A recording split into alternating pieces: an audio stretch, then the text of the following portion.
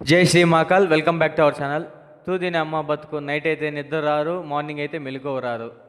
సరేలే ఎన్నెందో అనుకుంటామని చెప్పి వేకప్ అయిపోయి అలాగ నడుచుకుంటూ వెళ్ళాము.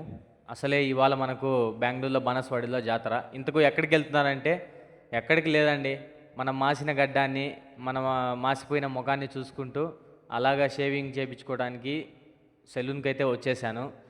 ఇంకా షేవింగ్ ఒకటే బాగుంటుంది అని చెప్పి హెయిర్ కట్ కూడా చేపించేసి అలాగే సెలూన్లో ఉన్న కొన్ని ఫిషెస్తో అయితే మాట్లాడేసాను. ఇంకా వెంటనే నైట్ టెంపుల్కి అయితే వచ్చేసాము, జాతర జరిగే టెంపుల్కి. టెంపుల్ని చూస్తే ఎలా ఉందంటే మన భాషలో చెప్పాలంటే ఆ లైటింగ్స్ ఇవన్నీ చూసి వర్త్ వర్మ, వర్త్ వర్త్, మనం చేసిన పనులన్నీ వర్తే వర్మ, కళ్ళు చెదిరిపోయేలా ఉంది వర్మ అన్నట్టు ఉంది. పల్లకి బ్యాండ్ మేళాలు కలర్ఫుల్గా ఉంది.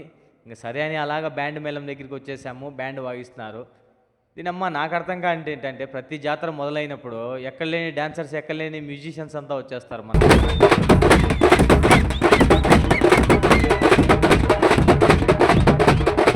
ఇంకా అలాగే కొద్దిసేపు సందడి అయిపోగానే షాప్స్ దగ్గరికి అయితే వెళ్ళాము.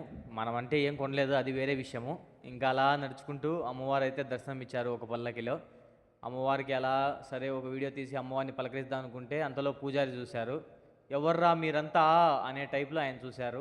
సరేలే ఆయనతో మనకెందుకు అని అమ్మవారికి ఒక నమస్కారం చేసేసి సరే అమ్మవారిని ఎక్కువ విసిగించకూడదు, బిజీగా ఉన్నారని చెప్పి మనం అక్కడి నుండి అయితే బయలుదేరి వచ్చేసాం. అలా వస్తూ ఉంటే ఇంకొక అమ్మవారు ఇంకొక పల్లకి పైన దర్శనం ఇచ్చారు. ఇంకా అమ్మవారికి కూడా ఒకసారి కనపడేసి అక్కడి నుండి అయితే బయలుదేరి వెళ్ళిపోయాం.